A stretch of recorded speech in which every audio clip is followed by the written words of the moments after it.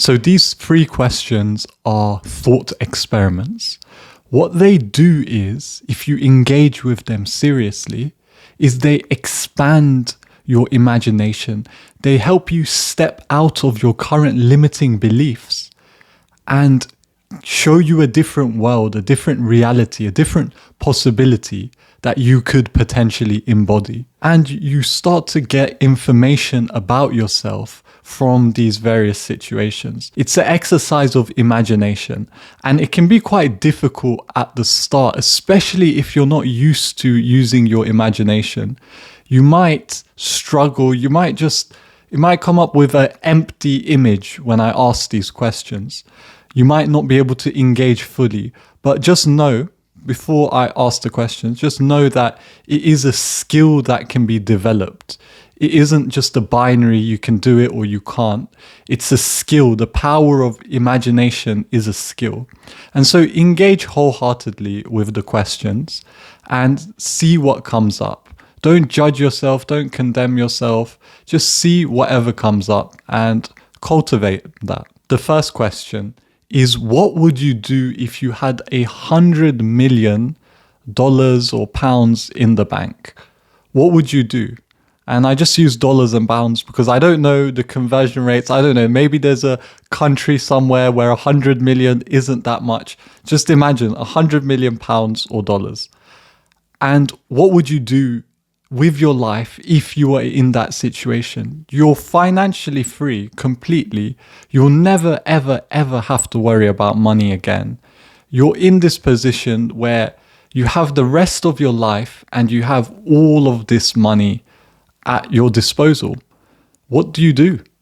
What would be your next steps? Really take this question seriously.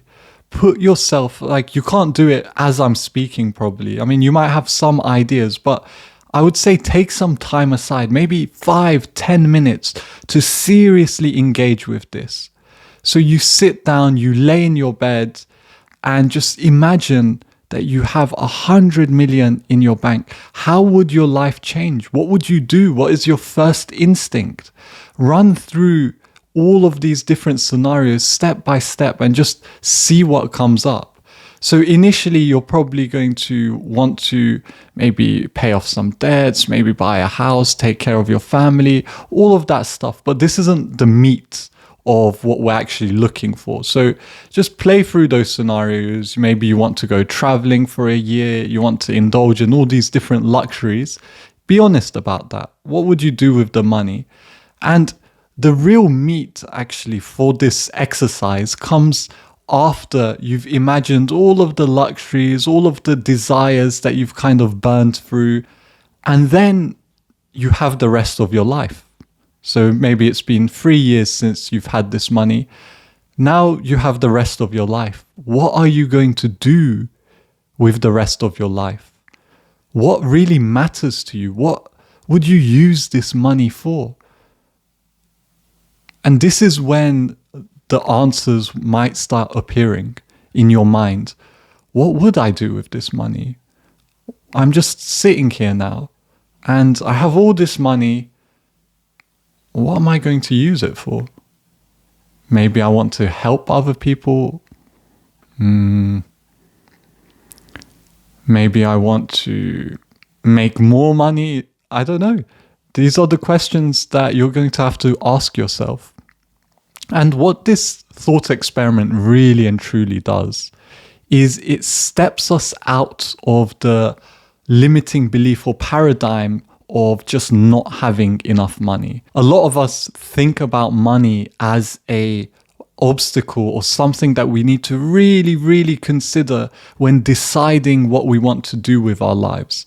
And it is an important factor, but in the stage of figuring out what you want to do, it tends to become a limiting belief, something that inhibits imagination and creativity, because we think to ourselves, this isn't going to work, I'm not going to make enough money, just money this, money that. It becomes the central source of our fears. Our fears kind of hijack this idea of money, and it stops us from wholeheartedly engaging in our deepest desires. We put the obstacle of money in front of our creativity and our imagination, and it just kind of shuts the whole process down.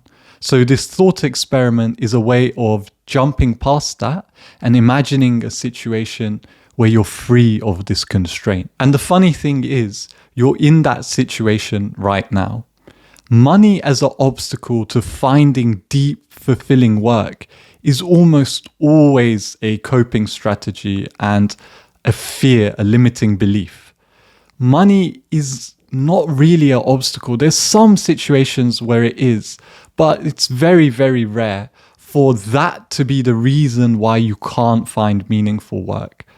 Because it might be difficult, sure, and I acknowledge that, and it's very real that you do need money, but it's a problem that can be solved. It's a creative problem. It's difficult to solve at times. You might think to yourself, no, there's no way that can be monetized, or that's impossible, or how am I going to make money from this? But there is a way, and you can just go look out into the world. People monetize and make money from doing all sorts of stuff.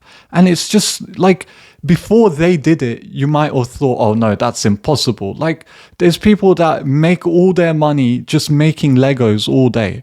Like, that's just their whole way that they're making all of their money. They've turned their hobby or their passion into a way to make money. And so there's infinitely many options and examples of this. So it's never really an obstacle. So the second question, imagine you're in a auditorium and there's this large crowd of people and everybody's chattering. There's a speaker that's about to come up onto the auditorium to give a speech. This speaker is well known across the world. They're quite renowned. And they're about to give a speech on a really important topic. Everybody's excited to listen to them about this topic. That speaker is you. And in this thought experiment, what we're doing is we're trying to tap into, what would you give this speech about? What do you want other people to know? What is this thing that you want to share with the world? Now imagine if you do have a public speaking anxiety or whatever it is called, just imagine that doesn't exist. Imagine you're completely comfortable and you're ready to give this speech. What would you talk about? What are the things that are just like really you want to share about? What do you end up speaking about with your friends or families? What can you imagine talking about with conviction and passion? Think about these things and really sit down again for 5-10 minutes and just think, what would I want to give this speech about? And this will reveal a lot about your values, about the type of people you want to help, and what you really want to share with the world. And the third question, and this isn't a thought experiment, this is just a genuine question that you can sit down and contemplate for maybe 30-40 minutes, even an hour probably would be best. And that is, what are the 10 questions that you want to know the answer to in this life?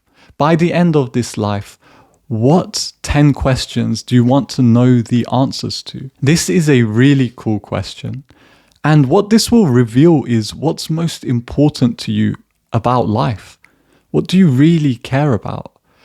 These 10 questions represent what is just those deep desires, that yearning of wanting to know. Where is that being orientated? What subjects, what topics, what philosophies, whatever they may be. And once you've figured out the top 10, you want to narrow it down to figuring out the top 3. What are the 3 most important questions that you would want answered in your life? And if these don't get answered, your life would kind of be in regret. You would feel a bit of regret on your deathbed if these 3 questions were not answered. And the way to rank them is simply to ask, would I rather know the answer to this question or that question? And you'll soon have the top 3 most valuable questions for you. And looking at these questions, you'll know, in a sense, what your life should be about. You want the answers to these questions. You said it yourself. You've contemplated it yourself. You've written it down. You said that you would not, your life would be in regret if you didn't answer these questions. And so your life purpose would have to be something orientated around these questions for it to be fulfilling, for it to be meaningful, for it to be deeply nourishing. Or else you're always going to be thinking in the back of your head, I'm not answering these questions with my work. This feels empty. What am I doing? There's something else that means more to me, that matters more to me. I should be pursuing that. There'll be a friction in the work that you do, a subtle resistance from a disconnect from your deepest longing and desire. And so this question of finding these questions is really important for understanding your life purpose. So that's about it from this video. If you need help executing or finding your life purpose, or you want to join a community of like-minded people, check out the links down below. And for now, peace and love.